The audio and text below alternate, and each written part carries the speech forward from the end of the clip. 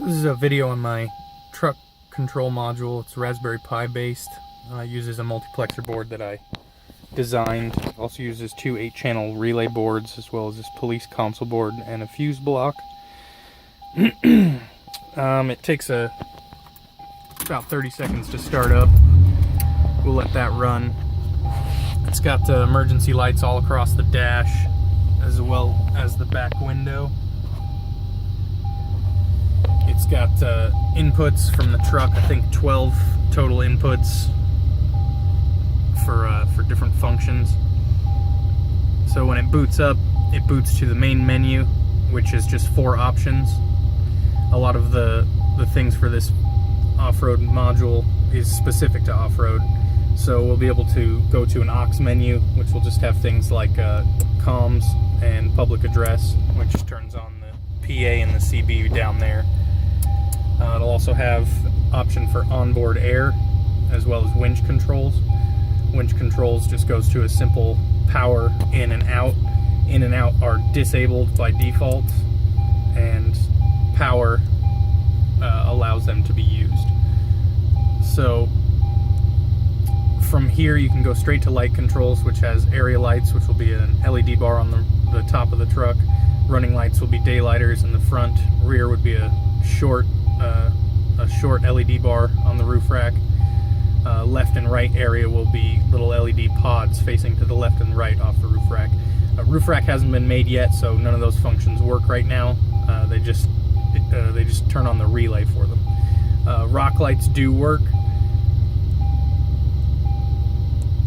I guess I gotta fix that in the code. Flash patterns also work. That's these light bars up here, as well as in the back.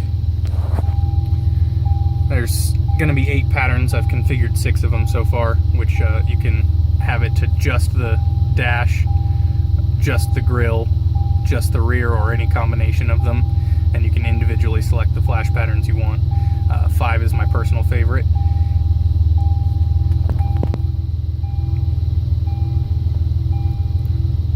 So if I wanted to add another flash pattern to it, I would just have to add that one, and then it would switch from 5 to 2 and then back.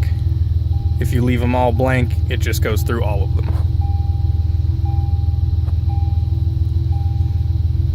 So when we go into off-road mode, first thing it does is turn on PA and CB. Those are always on in off-road mode. Off-road mode is specific to basically engaging equipment without having to do anything you wouldn't do otherwise. So when I turn on the headlights, running lights come on, which would be the LED bar on the top. When I turn on high beams, the area lights will come on.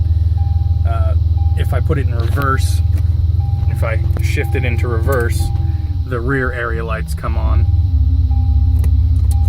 which would be the LED bar facing backwards. Rock lights engage in low light conditions. It's set to a daylight sensor. I believe I have that circuit breaker turned off under the hood, so I can go flip that real quick.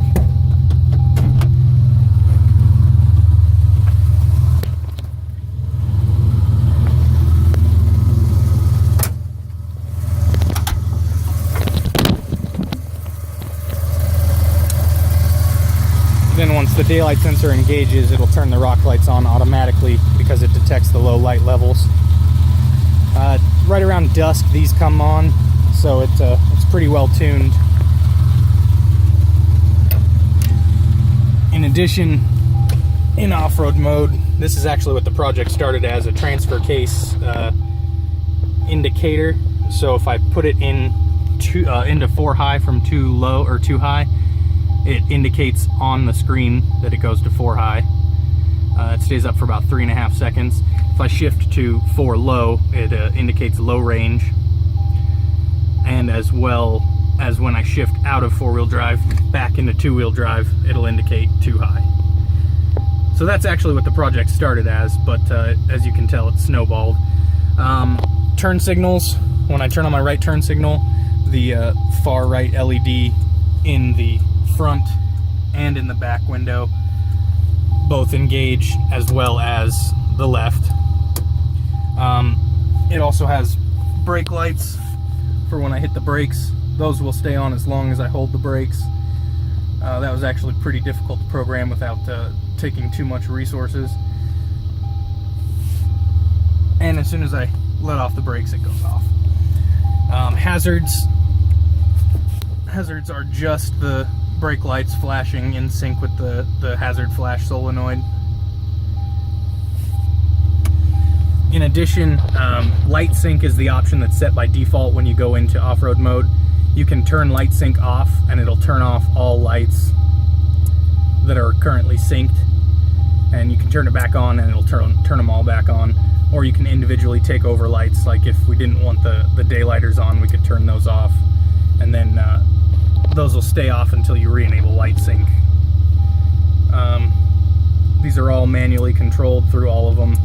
Winch control menu is accessible through the off-road menu as well as light controls, where you can manually turn on everything and have access to the flash patterns again. This will be a lot more fun once I have the roof lights all installed, but everything inside the cab is all ready to go. I've got ground wires already run into the engine bay to attach auxiliary equipment as I get it to hook up to automotive solenoids, and it's been a lot of fun. I've pulled my hair out at some points, but all in all, I think it turned out pretty well.